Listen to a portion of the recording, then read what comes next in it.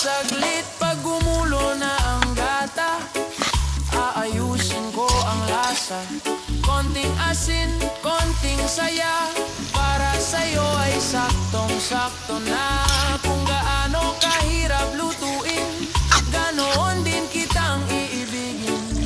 Matagal man, pero siguradong sulit sa atin. Papaitan na para sa'yo, lutong puso.